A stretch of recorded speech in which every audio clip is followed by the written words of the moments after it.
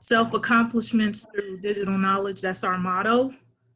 One of those digital assets being public speaking. So we'll go over the power of public speaking and how it can be used for any person, and some gems that you want to have in your back pocket when it comes to public speaking. And we'll go over some of those.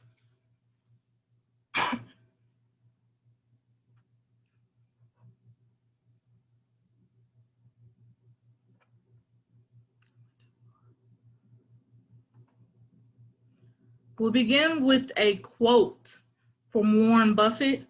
Warren Buffett is a known investment guru. He's one of the richest businessmen in the world. And when you think of that, an investment guru and one of the richest men in the world, you don't think he got there by playing small and not being able to command a room and speak properly to get his ideas across. So here's what he has to say about public speaking. Be sure to do it, whether you like it or not. Do it until you get comfortable with it. Public speaking is an asset that will last you 50 or 60 years, and it's a necessary skill. And if you don't like doing it, that will also last you 50 or 60 years. Once you tackle the fear and master the skill, you can run the world. You can walk into rooms, command people, and get them to listen to you and your great ideas.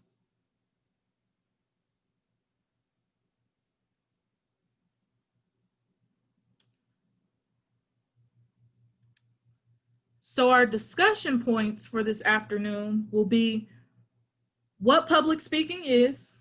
So when you think about public speaking, what comes to mind? We'll go over some common settings that you find yourself in for public speaking. We'll go over 4 types of public speaking. When you're looking to give a speech or address the audience, you need to know these 4 types before preparing your foundation. The last discussion point will be a couple of techniques that you can use to help, calm some of those nerves you may have.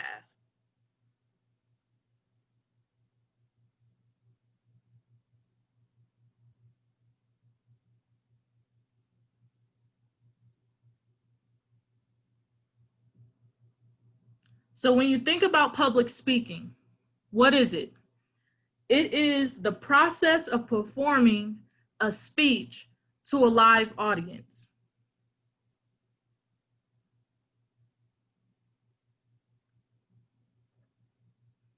So I have a graph here because I know people love graphs and they like numbers, like I do. And I have prepared the 3 biggest fears of Americans. In third place, we have the fear of bugs and snakes. That comes in at 22%. Next, in second place, we have the fear of heights, which is at 24.5%. I would fall into this category because I am extremely afraid of heights, always have been, always will be. And in first place, we have public speaking coming in at 25.3%. That's almost 1/4 of all Americans who have the fear of public speaking. And if we want to give the technical term of the fear of public speaking, it's called glossophobia.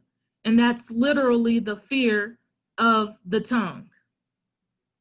So hopefully after today, I can equip you with some things so you're able to better prepare yourself for speaking engagements.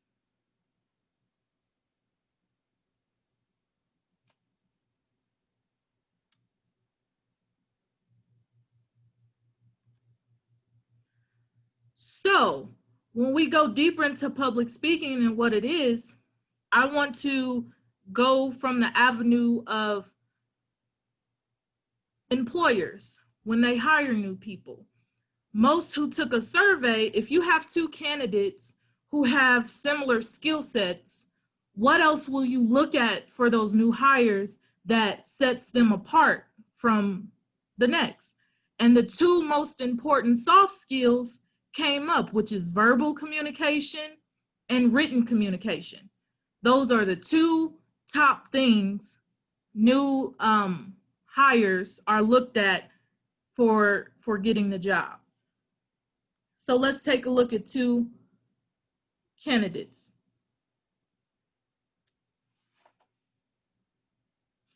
So we have candidate A, who says there's no direct eye contact, the sentences are incomplete, mumbling, not really able to talk and answer the questions that they are given.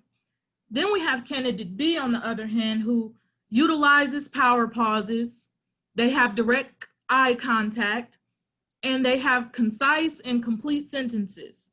So if you're looking to hire between candidate A and candidate B, who would you hire? You could put it in the chat.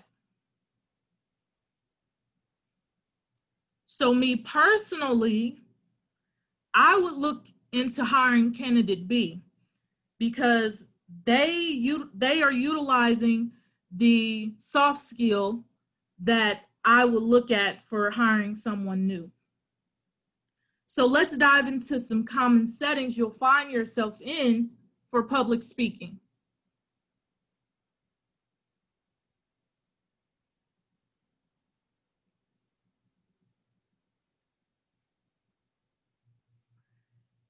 You will find yourself in these three settings most common when it comes to public speaking, which is formal, face-to-face, and single person to a group of listeners or an audience. This is where public speaking will happen most naturally or automatic. And you may not even realize that you're engaging in a public speaking setting. So let's go over these in a little bit of depth.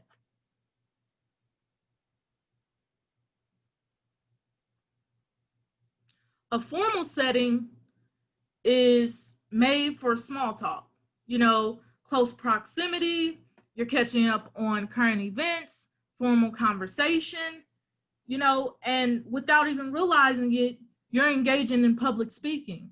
And the three most common settings for public speaking, for formal public speaking, would be a business meeting, a wedding, or one of those fancy dinner parties where you're sitting at a table for most of the evening sharing dinner together.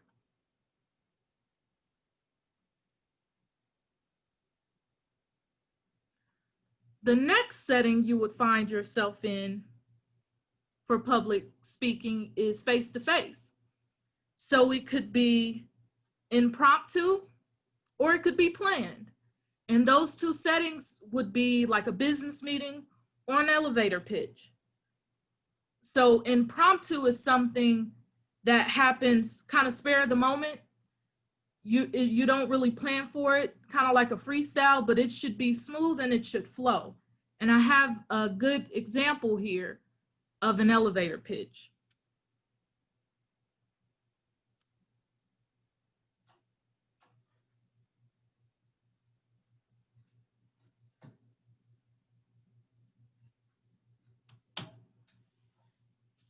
Ladies and gentlemen, electric cars, they're totally gay. It's true. I don't mean that they're homosexual gay, but I do mean your parents are the chaperone at the dance gay, right? You tuck it in and wear real high gay. I don't want to disrespect anybody because I'm not about that, but I think we're understanding what we're trying to talk about, right? I mean, honestly, the Nissan Spit, really? It screams this. Oh, here we go. The Hyundai pomegranate, right? The Chevy fingerprint. Now, look at this. The 1966 Ford GT350.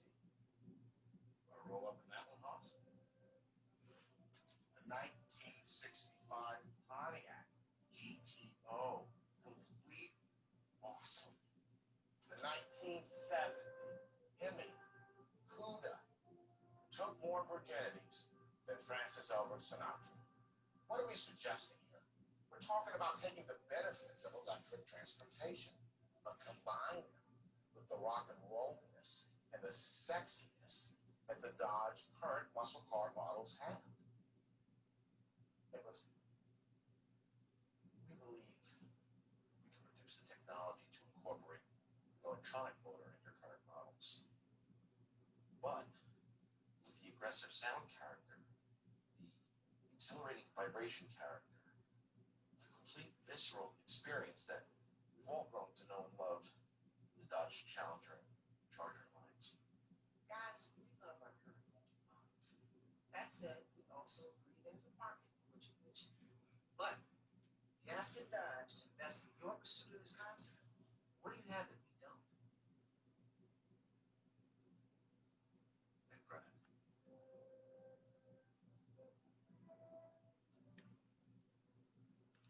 So, as you can see in that elevator pitch for Nick Brennan, he presented his points.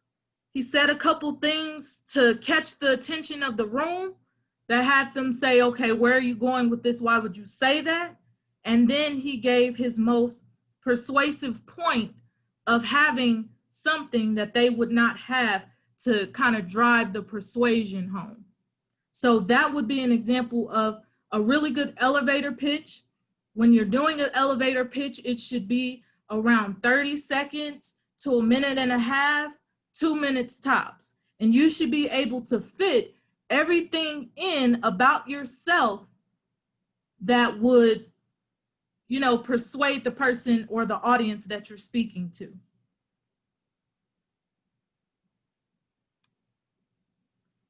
So the last form of a setting for public speaking would be a single person to a group.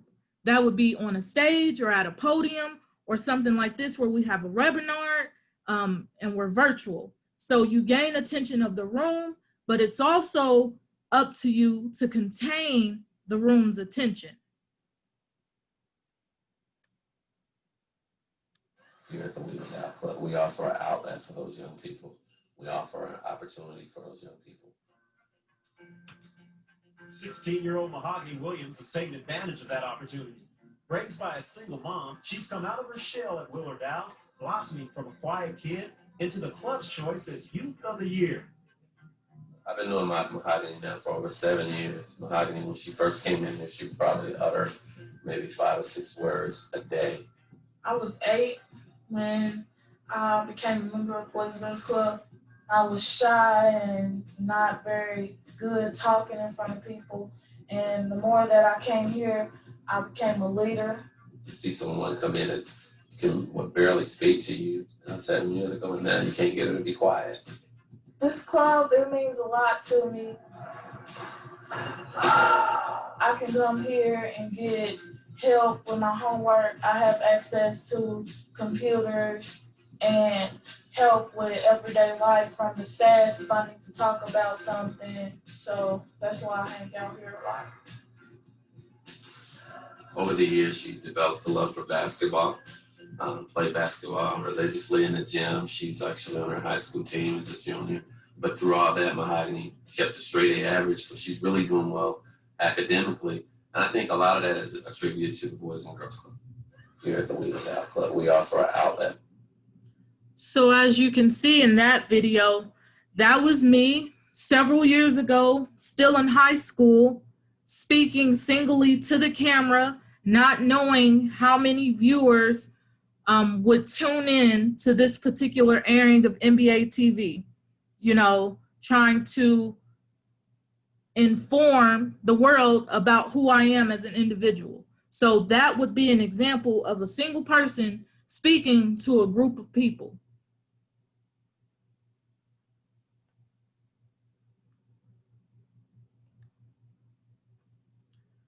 Next, we'll dive into 4 types of public speaking. So, the 4 types of public speaking that we'll go over, I like to use the acronym of speaking to a pie. and you ask yourself, what does the letters of a pie stand for?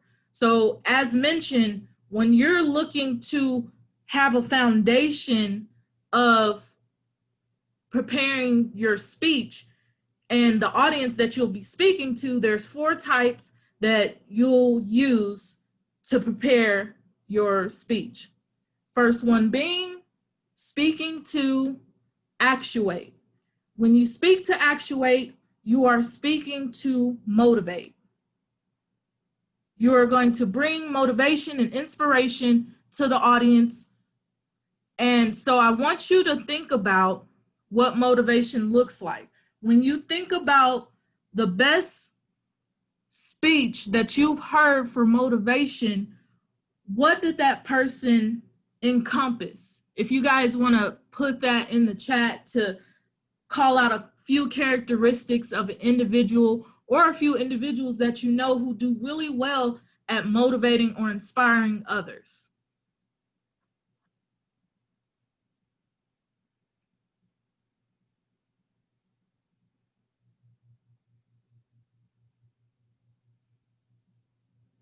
Jay Morrison, Obama. Okay.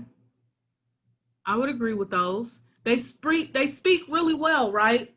And they are able to, you know, I wouldn't say hang on to every word, but they have your attention from beginning to end, and they inspire you to not want to be lazy anymore and to actually tap into your full potential. So the next type of public speaking that we'll go into is speaking to persuade. So I know all of us, or at least I have, I've brought something and then a couple days have passed and I've either not touched it, it's still in the box, or I'm looking to return it. So in that instance, in that time when I brought what I got, I was persuaded in some way, whether it was by the person that I was with at the time, whether I heard a commercial on the radio, whether I saw a commercial on the TV, or if I just saw the item and it appealed to my eyes. If that has happened to you, then you have definitely been persuaded before. The next speaking type that we'll go over is the I, and that's speaking to inform. So whether it is a topic that you've become an expert in, or you're just bringing a summary for a project that you've been working on, say for an internship or school or work, or simply just giving a tutorial on something small or something quite difficult, you would be speaking to the audience to inform them about something.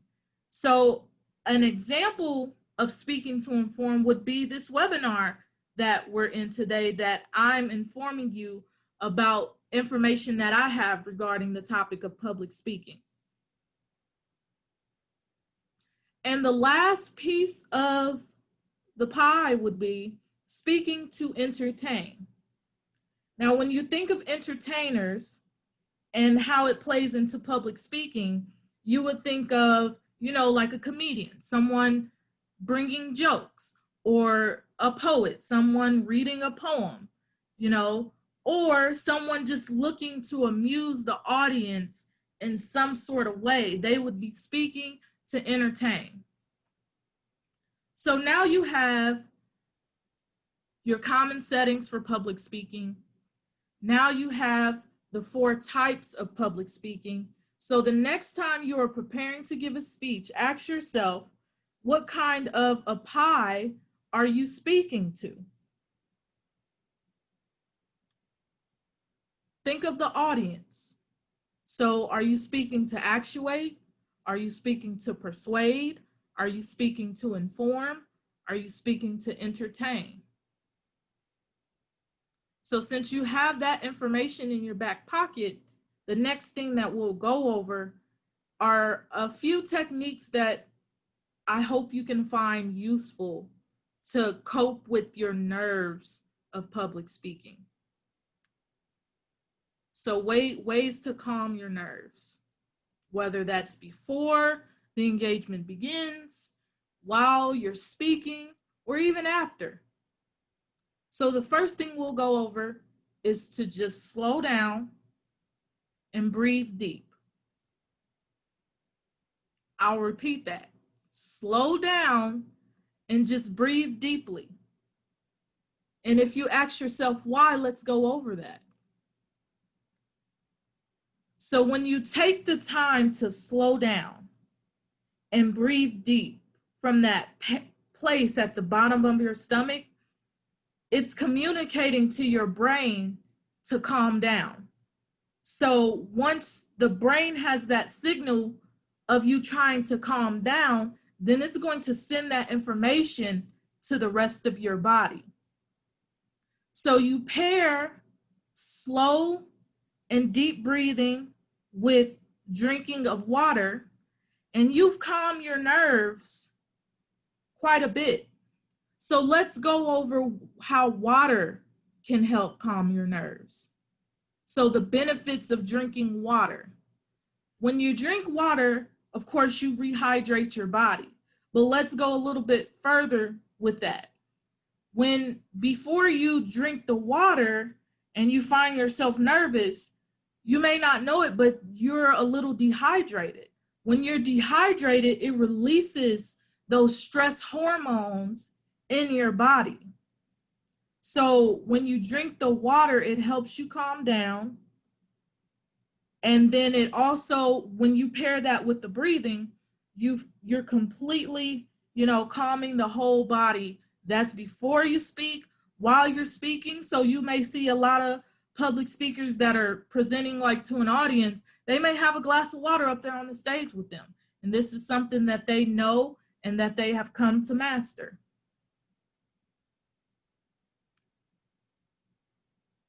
Now let's go over the last technique that I have here for you guys, which is powerful pauses. The power of the pause while you're speaking is very useful. When you hear someone and they're nervous, but they're trying to still continue on without taking deep breaths or without drinking water, and you hear them continuously say, or I'm gonna. So they're using that filler word instead of pausing. So now you've become distracted, kind of like that icon that's on the screen. You're looking at that, probably move around the screen. And that's the same way it would work with someone. Yes, and. Exactly. So they're saying and they're saying so much that they're taking away from the vital information that they actually have to give to the audience. And using the powerful pause is all mental. Once you've trained your brain or practiced enough, it comes as second nature. So let's go over something about how powerful the mind can be. You are about to hear a strange but true story. Legend has it, Harry Houdini, the master magician, once claimed that he could break out of any jail cell in the world. All he had to do was walk into that jail cell with his street clothes on. I'll be out of there in 1 hour, no problem, he said.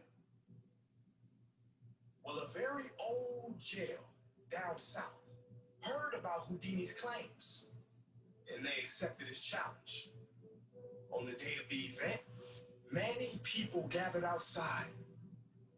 Very confidently, Houdini walked right into the jail and into the cell, and they shut the metal doors behind him. The first thing Houdini did was he took off his coat. Then, very strangely, he took off his belt. Secretly hidden In Houdini's belt was a 10-inch piece of steel, very tough and very flexible. And Houdini started working. In about 30 minutes, that confident expression Houdini had when he walked in disappeared. In 1 hour, he was bathed in sweat. And at the end of 2 hours, Houdini, in defeat, collapsed against the door, which then opened. It opened because, you see, that door had never been locked. But that's not entirely true, is it? That door was locked. It was firmly and thoroughly locked in Houdini's mind, which meant it was locked as if the best locksmith in the world had put his lock on it. The mind is powerful. How many doors in your life do you think are locked but aren't? How many times have you been stuck in the mental prison of overthinking something that really had a simple solution? There is an ancient African proverb that says, when there is no enemy within, the enemy outside can do us no harm. Your mind is the most powerful force you will ever face. It will tell you lies. It will tell you you can't do that. You're not meant for that. You're not good enough for that. You can't go on anymore. You don't have the energy. You must thank it for its opinion and carry on. Because like Houdini showed us, the only locked doors that exist are in your own mind. The doors in reality are open. And all you have to do is walk through.